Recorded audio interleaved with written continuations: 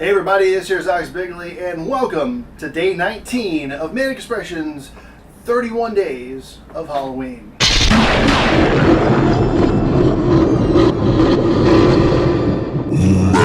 Expressions, 31 Days of Halloween.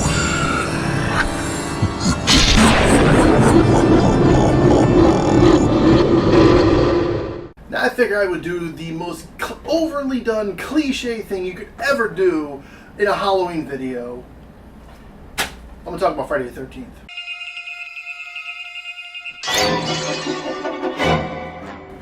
And we all know that in the first film, Pamela Voorhees, Jason's mother, was the antagonist because she basically went crazy due to her son's death. The counselors weren't paying any attention. They were making love while that young boy drowned. His name was Jason. Jason was my son, and today is his birthday. Look what you did to him! My question is, what if Pamela Voorhees wasn't crazy? What if instead she and Jason had a psychic bond? Maybe Jason's drowning actually caused the bond to begin with and alerted his mother to the incident. Or maybe the drowning caused whatever existing bond there was to become stronger. Or maybe it was even further back when he was being bullied, he called out to his mother. We all know that Jason obviously didn't drown in that incident, and his mother, according to the film's mythos, returned a year later to exact her revenge on the counselors and to keep the camp closed. Now, what I find kind of interesting is that she actually held the counselors responsible instead of the children who bullied and pushed her son into the water. Stories have been circling around with fans for years about how Jason survived the drowning, and I have at least two, possibly three theories on that subject. Theory number one, Jason did die, but something supernatural brought him back to life and he escaped from the morgue. After all, a lot of small towns back then wouldn't want to make matters worse for a parent of a dead child by telling them that the body of said dead child is missing. Jason went back to the woods near the camp out of anger, or simply like a lost child in an apartment store would return to the customer service desk. Theory 1A. Jason did die, but they never fished him out of the lake, and he was brought back to life supernaturally, but somehow grew up and lived in the woods until seeing his mother die. Theory number 2. Jason didn't die at all, he simply passed out, and the currents of the lake washed him up on shore. He then survived in the woods until his mother returned to camp a year later. Either way, Jason was there when Pamela returned.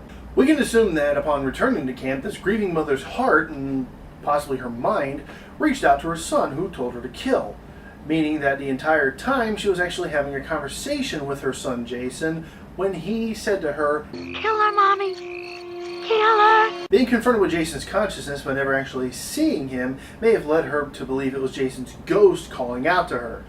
This could also be an explanation as to why she still thought he was dead. Jason would have been filled with hate at those who bullied him and wanting them dead. Pamela sensed this and, dare I say, rationally held the counselors responsible because she specifically told them to keep a watch over him with the other children and he would possibly be bullied, and also that he couldn't swim. After the first killing, she developed what I call the Batman complex, making sure that what happened to her would never happen to anyone else again, mainly by keeping the camp closed. Jason was 9 years old when he drowned, 10 years old when his mother came back to kill for the first time. Jason was also born with several birth defects, which may have caused his mental state to be that of a very young child.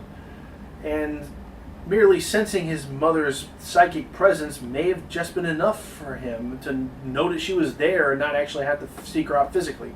Now, apparently the Voorhees home was very close to Camp Crystal Lake, so you may still be wondering, well, why didn't Jason simply just go home? Well, it's implied that Pamela was very overprotective of Jason, so it's possible that he never left the house. And because of this, he wouldn't have been familiar with the surrounding area well enough to be able to make his way back home.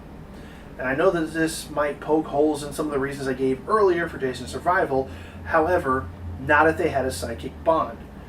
If they had a psychic bond, he could have just been drawn or led back to the general area his mother was in. During downtimes between killings, I can imagine that Mrs. Voorhees continued to have conversations with Jason, which may have driven her to be mentally unstable.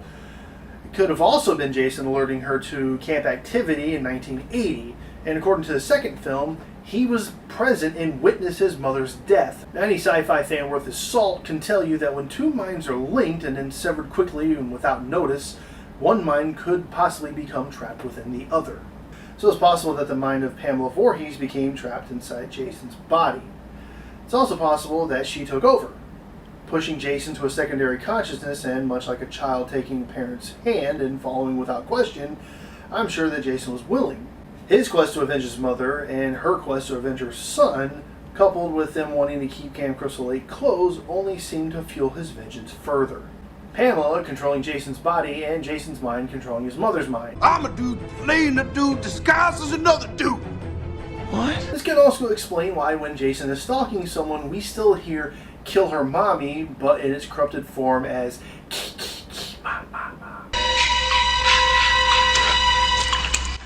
This theory can also explain Jason being stopped by Jenny at the end of part 2 when she dressed like Mrs. Voorhees to try to stop him. He could have been going through a major mental tug of war between what his eyes saw, or thought they saw, and his mother in his head, trying to convince him of what was real, and he just stood there confused. At the end of part 4, Tommy Jarvis made himself look the same way Jason did as a child. Now, it's possible that Jason / Mrs. Voorhees briefly linked with Tommy. This could also explain his constant hallucinations of Jason until he sent him back to the bottom of the lake, the possible beginning of the psychic activity, thus breaking his link with Jason. Now to part 4, Jason, and subsequently his mother's motivation has been constant. Keep the camp closed to ensure that what happened to them would never happen to anyone else. Then Tommy killed Jason. After that, you can assume that Jason's motivation changed in parts 5 and 6 to revenge against Tommy for killing him. Then in part 7, he was brought back by Tina, a girl with psychic powers. In part 8, it was alluded to and also interpreted by some fans that the main character Renee had some psychic ability, which was why she was able to see visions of Jason as a young child calling out to his mother.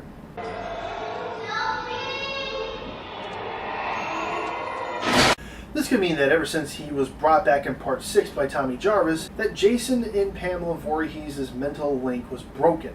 We know that in part 2, Jason had his mother's head on what looked like some sort of shrine with dead bodies surrounding it.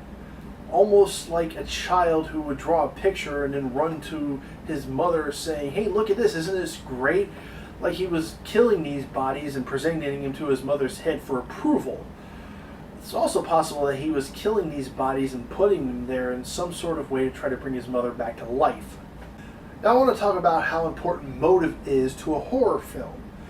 With Freddy Krueger, he was taking revenge on his killers. With Michael Myers, it was because he was criminally insane. But with the Voorhees family, it seems to be split into 2 groups in 4 films. In parts 1 through 4, it was revenge on the camp for what happened to Jason. Part 5, most people discount it as a proper Friday the 13th movie anyway, but in parts 6 through 8, as I would term it, the Zombie Jason trilogy, what is his motive? I know some people will no doubt say to me, "He's a monster, he doesn't need motivation, shut up and enjoy the film." Yeah, but here's the thing. There have been plenty of slasher films out there where the monster of the film was only present for the sake of a body count. And mostly those films go unremembered. Motivation is always important, even to a quote-unquote mindless killer. They kill for a reason, and believe it or not, their motivations actually help us be involved in the movie. So basically, in short, motivation is very important to a slasher film. However, outside of my Voorhees psychic theory, parts 5 through 8 have no motivation, especially 7 through 8. When I was watching those films, I was constantly asking myself, why is he going after these people again? Okay, in part 7, it was on lakefront property, which was apparently the reason for part 3 and 4, but it took him away from Camp Crystal Lake, and it had nothing to do with the camp. I'd like to mention that when I started writing this theory, I had only watched the first 4 films. However, after I started writing this, I noticed that Netflix added parts 5 through 8 to their streaming service, so I decided to give them a watch. And I wanted to mention that it was not those films that created this theory. If anything, they actually reinforce it. Now, with that said, I have not seen Jason Goes to Hell or Jason X yet, but from what I can tell, they have very little to do with the previous films before them, and I would probably only watch them out of morbid curiosity. Now, I know this theory is all conjecture, speculation, and at best fan fiction, but let me know what you think. Take to the comments below and continue the discussion.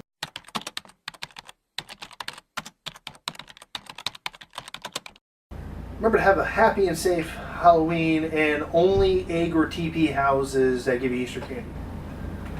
What flying crap was that? The heck are you? I am Freddy Michael Voorhees. Really? Freddy Michael Voorhees. Loganstein. Loganstein. That's Loganstein. Whatever.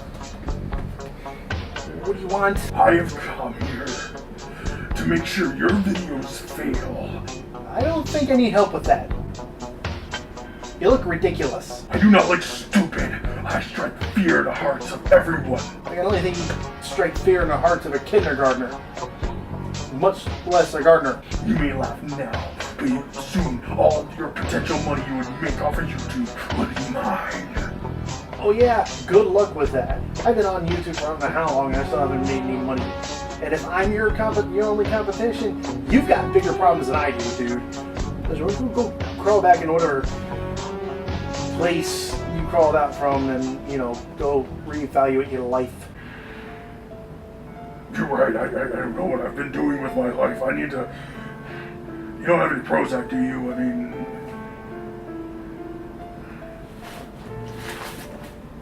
Why me? My friend Jason went to camp. Blood and gore and guts. He killed his first with 2,000 amps. Blood and gore and guts. With a shock here and a shock there and here and shock there and shock everywhere and shock. My friend Jason went to camp. Blood and gore and guts. My friend Jason lives no more. Blood and gore and guts. Hacked up pieces by the door. Blood and gore and guts. With a little piece here and a little piece there and here, piece there, piece everywhere, piece. My friend Jason lives no more. Blood and gore and guts.